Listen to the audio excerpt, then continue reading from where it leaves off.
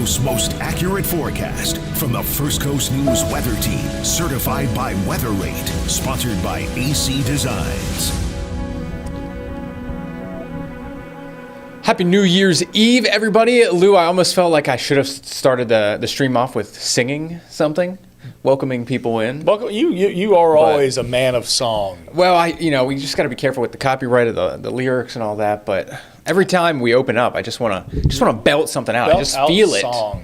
A form of expression. Sure, of course, because it's a great day. It is. I mean, Happy New Year, Perth.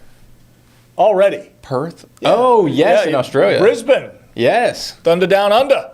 We got New Year's already being celebrated. Is it New Year's in Japan and stuff already? Oh, yeah. I would imagine. Yeah, so like. Absolutely. They've already Shanghai? They've already shot up all their fireworks and they're ready to party. I bet they're having a good time in Bangkok right now in Thailand. They're getting down. Second to none. Yeah. I'm sure.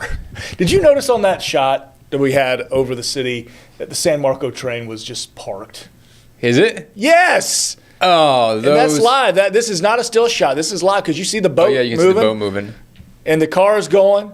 And the San Marco train says, I don't care if it's New Year's Eve. I don't care if it's 4:30 and you're trying to get somewhere, go see your girl, and make sure you get that New Year's Eve ham. There's going to be a lot of people late to their dinner reservations here very because soon. of that. Yes. Get out of the way. Well, and Zach Wilcox, he's done a couple stories on the train. Yeah, I know. We've all been caught by it, and here we are live seeing it, and they're going to have to get that fireworks barge out there at some point. Yeah. So there's fireworks on this side of the Main Street Bridge. Yeah. On the east side, and then also on the west side of the Acosta. Correct. It's a great fireworks show. I don't remember. See, the 4th of July or New Year's. Which one do they do the Main Street Bridge fireworks fountain? A waterfall, because they'll close down. That was the boat parade. Oh, is that what it is? I think that was the boat parade like a couple weeks ago. They do the fireworks that come down off it. I always kind of get it mixed up, but it's such a cool image. Either way, I've attended none, so I'm not really sure. But I've gone to one, and I cannot remember if I was hot or cold. Are you hot and you're cold? Yes, and you're no. They'll come after us. That's Katy Perry. It is. Hey, good job. Thank you. I got no Joe Bros yesterday. My human jukebox over here. Did you know yesterday during the newscast? So I used that graphic of the Jonas Brothers, Kevin, Joe, and Nick, and I said, "Hey, there's Kevin, Joe, and Nick. They're trying to flex some Joe Bros knowledge that you had taught me." And then I was challenged in the commercial break by producer Neil. He's like, "Yeah, but do you know which one's which?" So I saw you. I was going back into our system trying to cut your weather for our website, and I saw you going like, that's Nick and Joe and I knew Kevin. I know that's Kevin. I knew that was Kevin because you had taught me. I could see the wheels or the gears turning. I got it wrong though, after being educated. But anyhow, that's neither here nor there. That concert's come and gone. Daly's Place is closed, and now we move on to New Year's Eve. And we got a cold New Year's Eve. We've been talking about this for a while. Be prepared for the cold temperatures as you head out tonight. We have been struggle busing in the 50s all kind of most of the day today, and it's just still chilly. And look at the winds. Going to kind of make it feel, while you're going out, and it's going to get down to the 40s after sunset. Pretty quickly. Going to feel like the 30s once that sun goes down and you're dealing with those winds. And the other part of this story, of course, outside of the cold, it's going to be just how dry the air is. Lou, you talked about this yesterday a couple times during the newscast. Dew points in the 20s. They were in the teens earlier this morning. So incredibly dry air in place that's typically more prone to places like the upper Midwest and Canada. So you combine the dry air and the relatively dry conditions that we've had here across most of Southeast Georgia and Northeast Florida over the past really 2 months or so, wildfire conditions are rather ripe. So I know you were talking with one of our digital content producers, Malcolm. Yep. We've got burn bans in Baker County and Union County, correct? Yes. So that's important. Or not burn ban, but firework. They don't want, burn ban, yes. Okay. But that does include, they don't want you shooting fireworks. Yeah. That was kind of part of at least the Baker County messaging that we saw on social media. It's like, listen, it's so dry, hadn't had any rain, dew points combined with a little bit of wind out there, it can get out of hand quick. So and that maybe came from the fire department, correct? Yeah. So it came directly from their officials asking very nicely to be careful because tonight is the fireworks night and the bonfire night and trying to get after it. but you got to be extra careful. Have multiple methods of extinguishing that. So for the new year, mentioning the wind chills on top of the temperatures going to be cold enough, but yeah, with the breezes, especially if you're getting along the St. Johns River, to watch some fireworks downtown at midnight, stroke of midnight, they'll light those up. It's going to be chilly, going to feel cool out there. But that's how New Year's is supposed to feel. You want to be kind of cool, snuggled up with the one you love. You do. Bringing in a new year. And even colder than overnight. I mean, not perhaps as cold as we saw early this morning. We had temperatures down. What did we hit here? I think it was 30, 28? Yeah. Did we hit 28? 20. No, we hit 30 officially Okay. at the airport.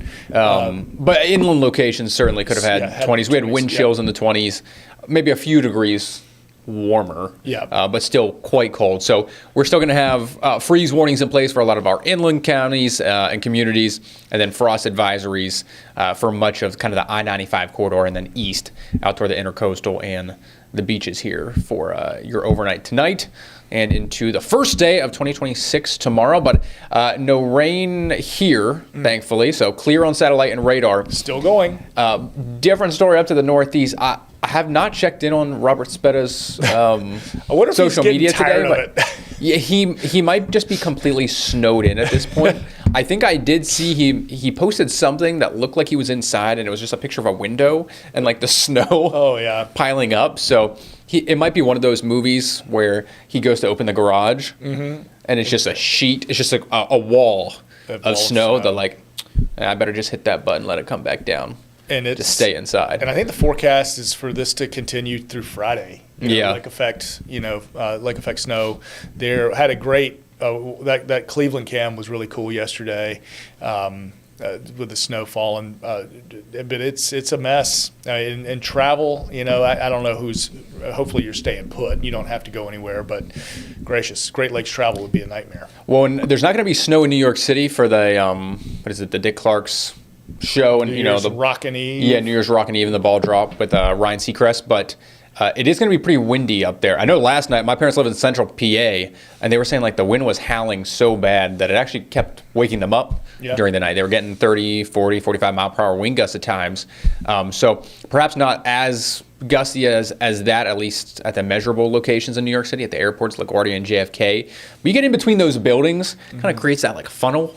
Oh, yeah. And speeds up the winds, kind of rushing in between the buildings. It'll be fun to watch from the comfort of your own home. Like, it'll be a fun show to sit and watch tonight. If the confetti's just swirling around. Yeah, it'll be a true bundled up. I always, I know a lot of people have it on their bucket list. I want to go to New York City one time for the ball drop. I couldn't think of something I'd be more terrified. Oh, I have no desire. Because people get out in there, and then you have to get out there early in the morning, and you can't leave and go pee, because if you move, you miss your spot. So people are like wearing diapers. Now, the Thanksgiving Day parade I would do. Yeah, and I do that way before I do a New Year's Eve. And you're just crammed in there. Not my vibe, but a lot of people it is. Oh, go out west now, and we got Rose Bowl game.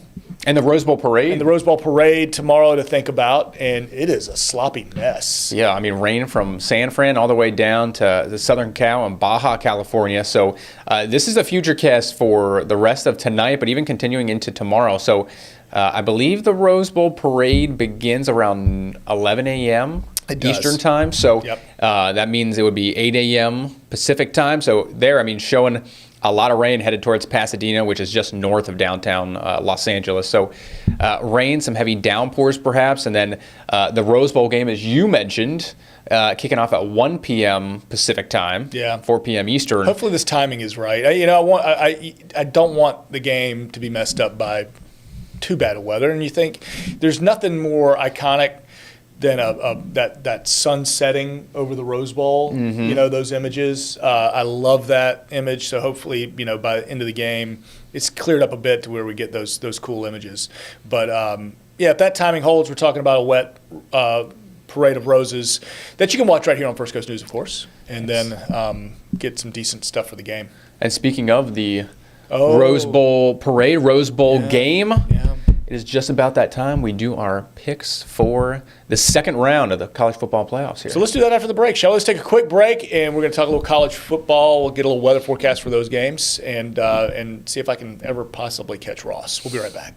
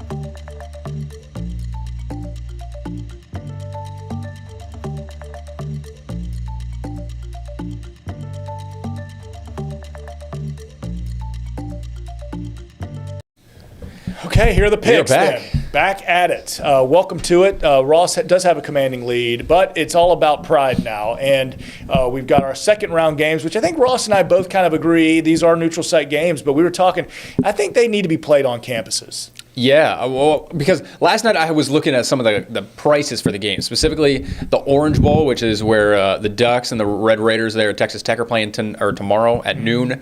And then I think it was the Cotton Bowl, perhaps. Yeah. Both had tickets like under $50 for the upper decks and the 400 levels, which and you had a great theory. I mean, it is true. I mean, and Ross made this point. It's like, well, these teams are thinking it's a lot of money to spend. I mean, we're going to save our dough for either the semis or perhaps even a natty. Yeah. So quarters maybe. Even my friends and I did that last year. We were like, okay, if we're going to go to a game, we're only going to the semi or the national championship. So Penn State was in the Fiesta Bowl, I think, out in Phoenix. They won it. They came to the Orange Bowl, and then we're like, okay, now we'll commit. That's where we're going to go. Yeah. So and another thing with these, like, Indiana, Georgia, Ohio State, Texas Tech, they got the beauty of the bye, but they don't get a home game. They don't get a home game, and which seems kind of wrong. They really should. They really should each get one. I mean, they've earned the right being those top 4 seeds, and like a team, like you said, like a team like Oregon gets essentially a first round bye and a home game.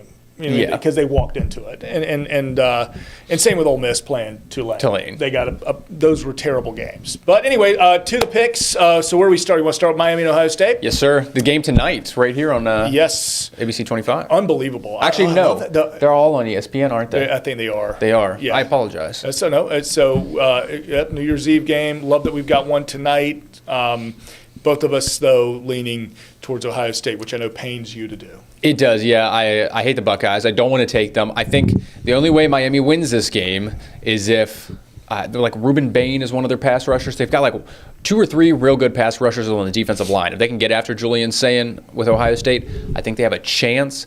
But trying to keep pace scoring with Ohio State, it's gonna be tough. I don't think Carson Beck's gonna be able to do that. I know he's a local boy, but yeah, I don't think he's. I don't like their chances there. Honestly, my rooting interest is Miami, but this is a heart head situation. All these picks were heart heads, and I just had to go with let the head take over here. Oregon, Texas Tech, 2 teams.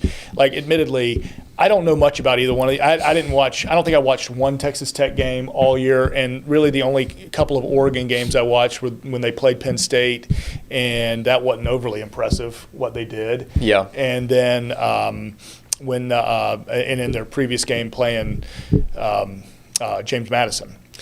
Nonetheless, I saw that you were picking Tech, and I was like, I got to make up some ground somewhere. This is a bit of a coin flip because I don't know much about either, so I'm going to take Oregon. So you don't really have an opinion on this one? Not much. So I think Oregon, although they do look like a very good team, their wins against Penn State don't really look as good as they originally did earlier in the season. Mm-hmm. They struggled and lost against Indiana at home.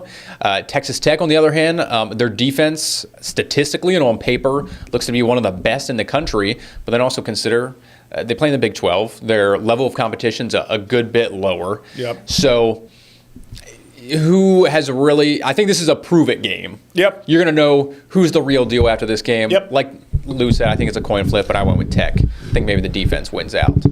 This was a heart head, and unfortunately, so Alabama, Indiana. And this is the Rose Bowl game where there could be some showers in the forecast. Yeah, so a little bit of rain lingering through.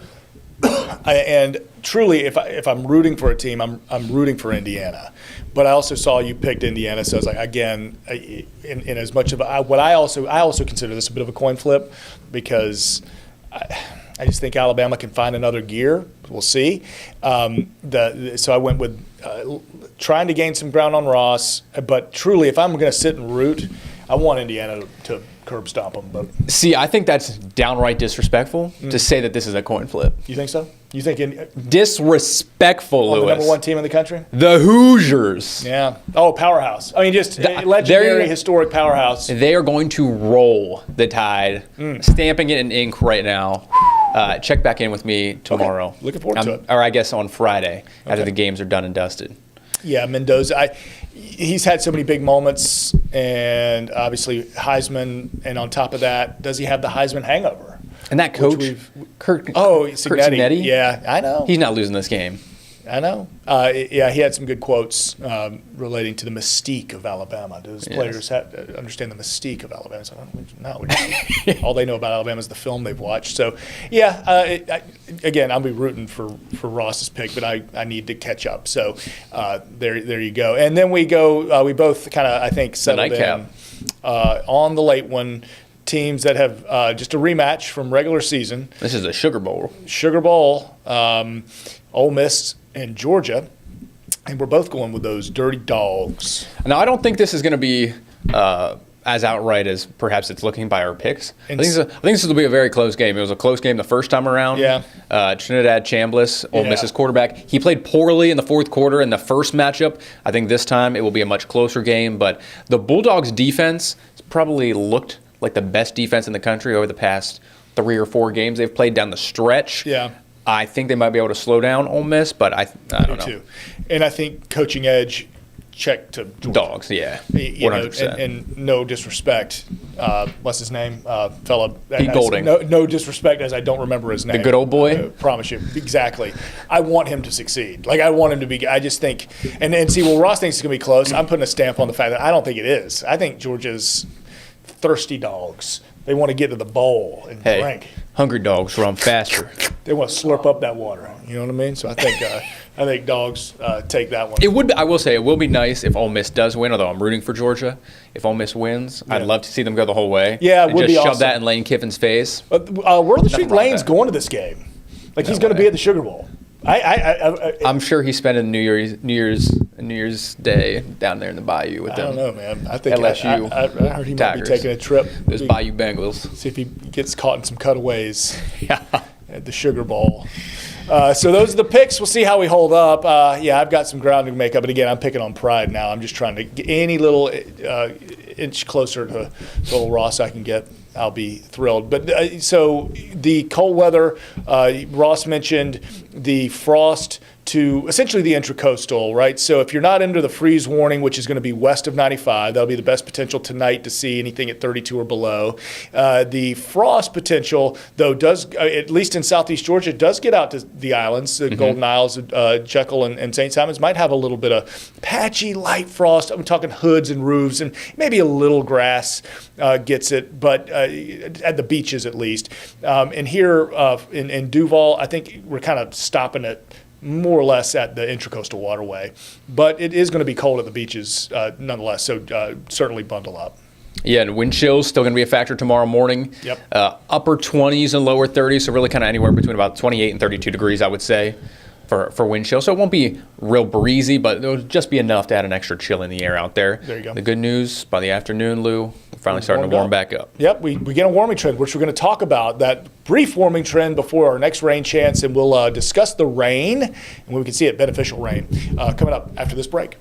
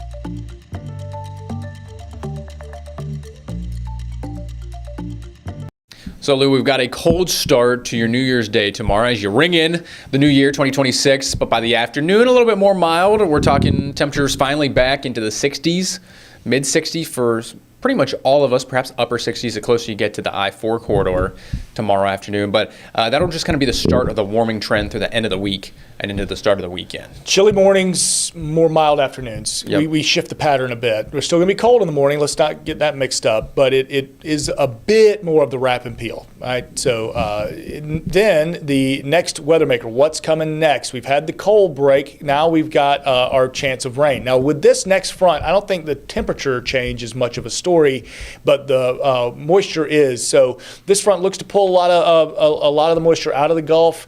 This is Saturday midday. We can start to see the showers spread, and we've been talking about this being more of a midday and afternoon kind of rain event with our weather impact alert for Saturday. So rain and showers certainly likely. The chance of hearing some thunder, possible, and we'll be watching for the dynamics.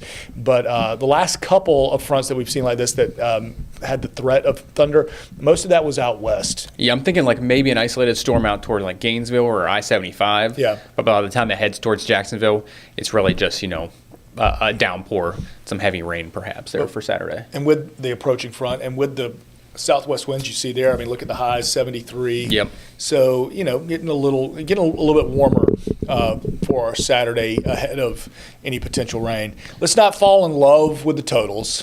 Yeah. We need it, but these are the events of winter. Tough to find the all-day stratiform event this time of year. These are not going to be drought busters. Right. Every little bit's going to help, but not a drought buster. We're going to have to probably wait till March to see something like that. But it does look like it'll generally clear out for the Jags game on Sunday as they go for the division title. Yeah, I think, by the time that front has pushed south, looking like an overnight Saturday night, early Sunday, but like 4:30 a.m. Sunday, that front should have dipped south of the first coast. I still think there's going to be lingering clouds. I think it's going to be overcast. So when we talk 60s, that's just a tick or two below seasonable. So may actually feel kind of cool. Mm-hmm. A little breeze.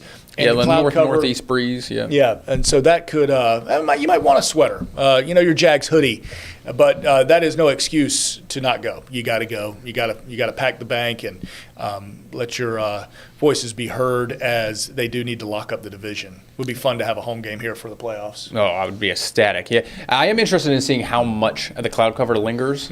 I had looked at a few things that like real walked into the clouds in the morning, and perhaps by like late in the day, right before sunset, we do get a little bit of some clearing here. Yeah. So, going to be one of those things. We'll have how low cloud